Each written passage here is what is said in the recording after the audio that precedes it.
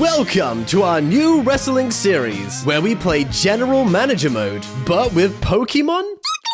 Let's start things off with the two popularity promos. Spinneth the wheel. Blaziken gets another promo? I mean, you know what? Actually, they probably have a lot to say, so I'm down with that. And Lucario getting one too? That's actually perfect. All right, I think I know what to make with these, but on to the show. Week 2 of Raw is hosted by 𝑷𝒐𝒌𝒆𝒏. I'm sorry if I got the pronunciation wrong, but that's what I heard online. The show is actually going to start by going straight into a match. We don't have match 1 scheduled this week, so we're going to call this match 2. Our first match is between Lucario versus 𝒉𝒏𝒆𝒏. Now, of course, 𝒉𝒏𝒆𝒏 is looking to get a win after last week's defeat, while Lucario is looking to earn themselves a title shot. But just before the referee tells the timekeepers to ring the bell, Machamp's music hits. We see them on the stage area with a steel chair. Lucario prepares themselves for Machamp to come to the ring. But Machamp props the chair and unexpectedly walks backstage. With the unusual interruption, the match finally gets underway. But around 2 minutes into this match, when everything feels like it's going to be a normal match, Machamp comes back out to the stage with popcorn in their hand and sits down on the chair that they propped up. Machamp has Lucario's attention as you see them intently staring at Machamp. Machamp sarcastically says, "What? Don't worry, I'm just here to see a good match." Suddenly, 𝒉𝒏𝒆𝒏 headlocks the distracted Lucario and tries to make them submit. The words of Machamp must have really gotten to Lucario, because after they break out of the hold, they start pulling off the most stylish moves that has the crowd in shock. As we look back at Machamp, we see the bag of popcorn on the floor as they are fast asleep. Despite Machamp's reaction, Lucario is the victor of the match. The applause of the crowd wakes up Machamp, and they start sarcastically clapping along as if they were watching the whole time. But we're now going to go backstage to the interviewing area, as we see Blaziken with the interviewer. "Hey guys, I'm here with Blaziken. So Blaziken, you sadly weren't able to get the victory against the world champion Incineroar, but possibly due to the interference of Salazzle. Do you believe that they're going to start working as a team? And what does this now mean for you?" I might have lost my match last week, but now everyone knows what kind of champion Incineroar really is. A coward that cheats to win and makes their minions do all the dirty work. But I'm not giving up. I'll fight my way to the top, no matter what conditions they put me in. Incineroar, I know you're listening to this somewhere backstage. I want my rematch, and I want it tonight. And what makes you think that you deserve a rematch? The unknown voice came from someone slightly close by, until it's revealed to be Salazzle as they walk onto the set. Not everything gets handed to you on a golden platter just because you showed up to work on time. You had the shot you asked for, and you couldn't get the job done. Time to go to the back of the line with all the other failures. Salazzle turns to walk off the set, but before they could, Blaziken says, "Then how about you fight me, one-on-one, tonight?"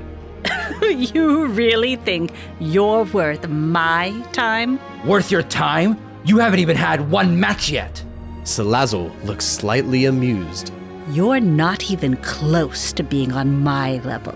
But if a single fight will shut you up, then I don't mind showing everyone how much of a failure you are.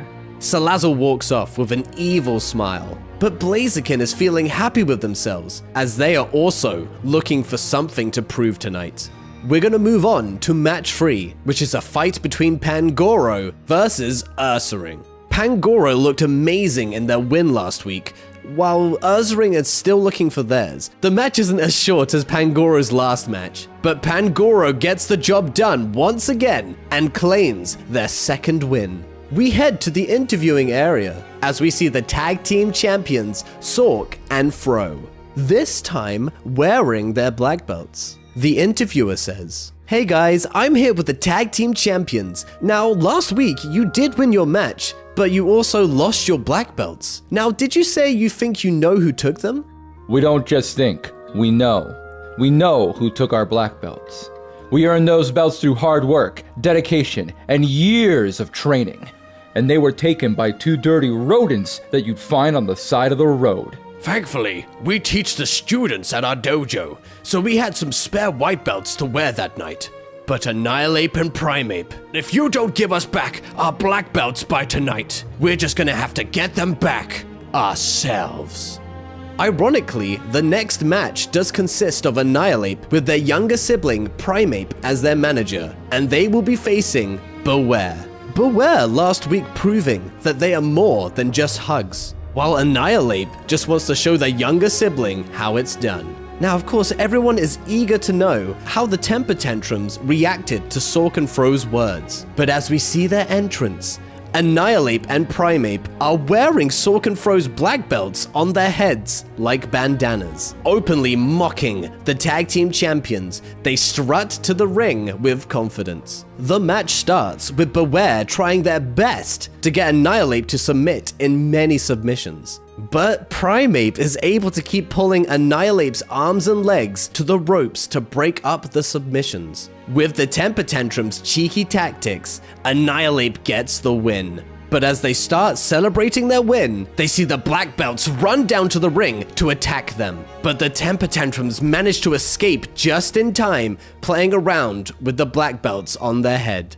After match 4, we head backstage to the interviewing area to see a wrestler who's gotten 2 wins so far, Lucario. Hi Lucario, I just wanted to ask some questions about what happened tonight. How do you feel about Machamp coming out to your match, and what does this mean moving forward? You know, Machamp always says that Incineroar is a living facade, always thinking they're better than everyone else, and thinking they put in the work to prove it. But they're just like Incineroar, only just a bit smaller as a product. I guess they're kind of Incineroar. The crowd starts chanting, Incineroar! Incineroar! Incineroar! If you're a real champion, then you would just put your title on the line. Just don't let those words leave a saltier taste in your mouth, more than that popcorn you had. Lucario walks off the set. We move on to match 5, which is the tag team match of the evening between Sawk and Throh versus a new formation of Mienshao and Ludicolo. Although annoyed with Annihilape and Primeape, Sawk and Throh focus on the match. Mienshao and Ludicolo work surprisingly well together with their dancing wrestling style. But it's going to take a lot to get a victory over the current tag team champs. Halfway through the match, we suddenly hear voices that are coming from the Titantron. Wow, the tag team champs sure are putting on a great match so far. The voices are revealed to be the temper tantrums, who are in Sawk and Throh's locker room, and they are holding the black belts. The wrestlers turn their attention to the thieves on the screen. Don't mind us. We just wanted to say that we heard what you said and felt bad. So we want to give you your belts back. Wait, Annihilape. How many belts are we giving back again? Wasn't it 2? Nah, I think it was 4. Annihilape pulls out some bolt cutters and cuts the black belts in half. Sawk and Throh look devastated. These belts might mean everything to you, but they mean nothing to us. The belts on your shoulders, however, mean a great deal. But before they can finish what they are saying, Mienshao rolls Sawk into a pin and gets the free count. The temper tantrums laugh as they exit the locker room, leaving a horrible taste in the black belts' mouths. It is now time for the main event, Salazzle versus Blaziken. Blaziken has requested this match, still looking to prove themselves worthy of a title shot. And Salazzle is looking to show why Blaziken is not even on their level. Just before the match gets started though, Incineroar's music hits. As they glare at Blaziken, they head over to the commentator's table to cool the action and spout their thoughts about Blaziken. Salazzle and Blaziken have a hard-fought battle. It honestly looks like it can go either way, but all of a sudden, Incineroar starts heading down to the rampway to get Blaziken's attention. Salazzle tries to pin Blaziken from behind, but Blaziken reverses it into a pin of their own and gets a free count. Incineroar is shocked. The referee raises Blaziken's arm high in victory, but Blaziken is eyeing the champion the whole time. They roll under the ring to get up into Incineroar's face. For the first time, these two start exchanging words to another. Blaziken gets knocked out. The camera slowly pans.